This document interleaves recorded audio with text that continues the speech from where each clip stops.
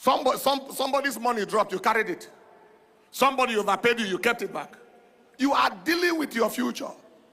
You are dealing with your life. You are dealing with the life of your children.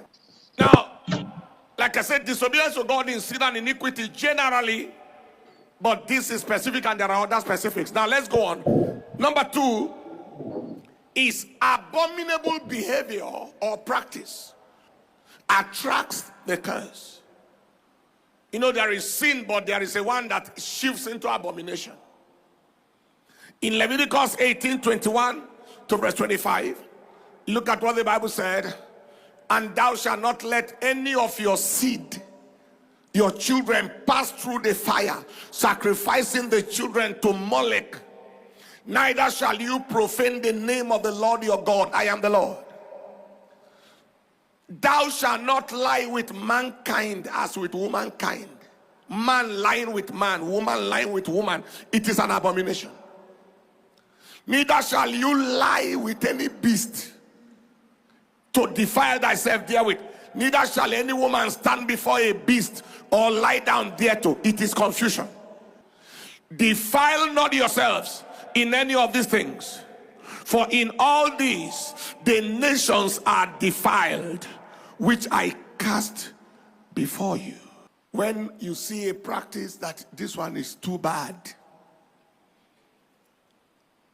there is a place that we heard about where they practice what they call endocannibalism.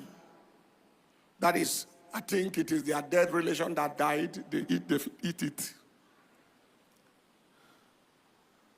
There are places where before you get married, you carry your wife that you just married or wife to be for your relations and uncles to test the wife first for you.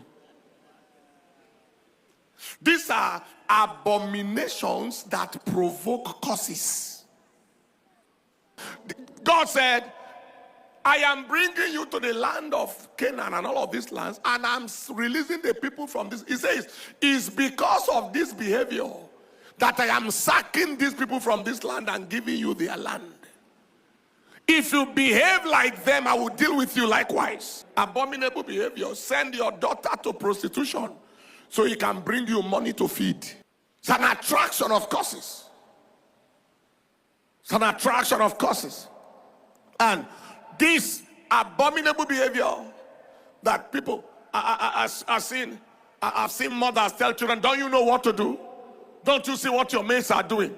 Behavior. So number 1 is disobedience to God in sin and iniquity. It attracts the curse, attracts bondage, attracts captivity. Number 2 is abominable behavior or practice. Number 3 is wickedness and bloodshed. Wickedness brings the curse. Wickedness brings the curse. Bloodshed brings the curse. In Proverbs chapter 3 verse 33, he said, the curse of the Lord is in the house of the wicked, but he blessed the habitation of the just. Show me a man who acts so wickedly. He is heartless. He behaves heartlessly against his neighbor, against the system, against the people. Talk about ritual killers, patronize, making a living out of selling human beings. Talk about wicked, demonic kidnappers, terrorists and bandits and so-called agents of darkness killing the people in the name of religion. Those are people under a curse that they can never recover from. Curse. Now, Jeremiah 22 and in verse 13. Jeremiah 22 verse 13. He said, woe unto him that builded his house by wickedness, righteousness, and his chambers by wrong, that useth his neighbor's service without wages, and giveth him not for his work. I am a big man, you worked for me. We agreed that I should pay you 50,000. I gave you 25,000. And I say, excuse me, sir, my balance is 25,000. That's all I have to give you. He says, sir, but we agree. He says, do your worst. Do your worst. I've given you what I can give you. Just because you are in the position where the man cannot challenge you, you oppressed him, you said, do your worst. You are under a curse with your seed.